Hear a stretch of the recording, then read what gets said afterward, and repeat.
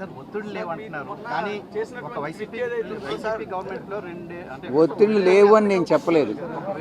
వ్యక్తి విపరీతమైనటువంటి ఒత్తిడి నా పైన వచ్చింది.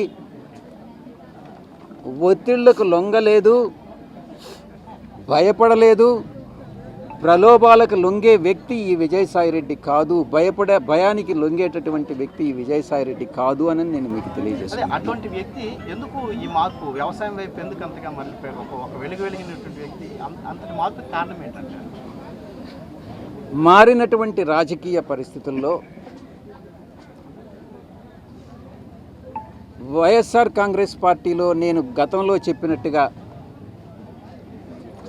మా యొక్క అధినాయకుడి చుట్టూ ఉన్నటువంటి కోటరి నా పట్ల వ్యవహరించినటువంటి తీరు, మా నాయకుడు వారి మాటలు విని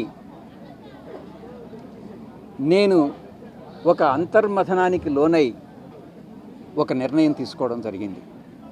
అంతేగాని వేరే ఇంకా ఏది కూడా కాదు.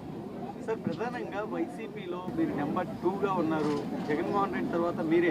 అలాంటి పరిస్థితుల్లో ఇప్పుడు మీరు లేకపోవడంతో ఒక చాలా కార్యకర్తలు కానీ నేతలు కానీ ఒక గ్యాప్ ఉంది అనేటటువంటి దీనిలో ఉన్నారు. వాళ్ళు కూడా చెప్తున్నటువంటి పరిస్థితులు మేము వింటున్నాము. నేను అట్టయితే అలా భావించట్లేదు. జగన్మోహన్ రెడ్డి గారు సమర్థుడు. ఆయన పార్టీని మేనేజ్ చేసుకోగలడు. నేను ఒక్కటే ఆయన్ని అభ్యర్థిస్తున్నాను, చుట్టుపక్కల ఉండేటటువంటి నిబద్ధత లేని వ్యక్తుల మాటలు వినవద్దు అని ఒక్కటే నేను జగన్మోహన్ రెడ్డి గారిని ఈ సందర్భంగా అభ్యర్థిస్తున్నాను. వారి మాటలు, నిబద్ధత లేని వ్యక్తుల మాటలు, చుట్టూ ఉన్నటువంటి వాళ్ళ మాటలు విని